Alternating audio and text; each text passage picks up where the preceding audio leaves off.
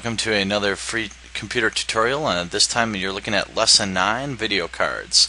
So there's a couple main differences in video cards. Obviously the onboard memory, the performance, so you can get kind of a everyday video card, things that do kind of everyday things just fine. You've got gaming computer cards, and you've got middle of the road cards. As far as functions, you've also got onboard video cards, which comes in most computers out there. Onboard is vastly better than it used to be. It used to be absolute junk, but now you can actually get some pretty nice cards on board with your computer. You've also got standalone video cards and multiple video cards, SLI mode. To give you a look at what an onboard video card would look like, I put here together a picture of a typical motherboard. Okay, so this is the back view of it, and you've got your keyboard ports here, and you've got your serial port and your parallel port for your printer, USB, and then you've got your network card here, and then your onboard sound. Right here you've got your onboard video card.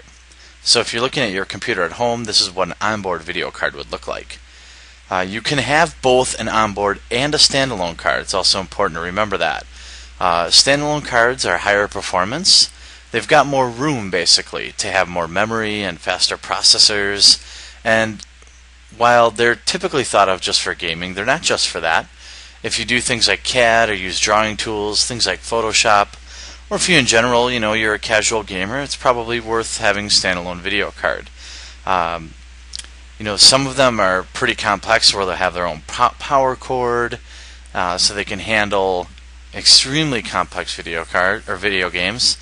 On the back of this card you have both a DVI out, S-video out, and then your standard VGA. This is what a standard monitor would plug into, is VGA. DVI is a little bit nicer, digital video. Another setup you might see is multiple video cards. This is the third and probably the most rare, as we talk about in a lot of our lessons, the 80-20 rule kind of thing. This is maybe 20 or even 10% of the population would have a setup like this, and this is somebody who does exclusively CAD or drawing, or exclusively computer gaming.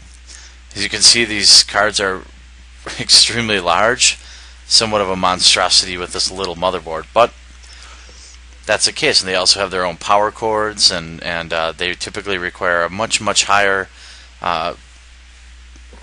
higher rated power supply, something that is able to give a lot more juice, because these babies require a lot of juice. As you can see, they have giant fans, giant heat sinks, wide variety of things.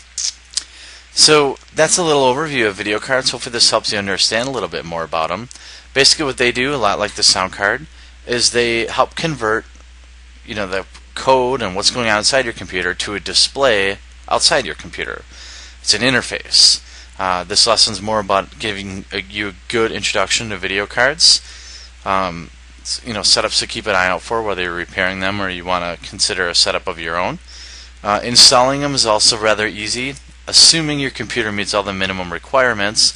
It's about as simple to install as a sound card, where you just install the software and shut off your computer, put in the video card, and turn it back on.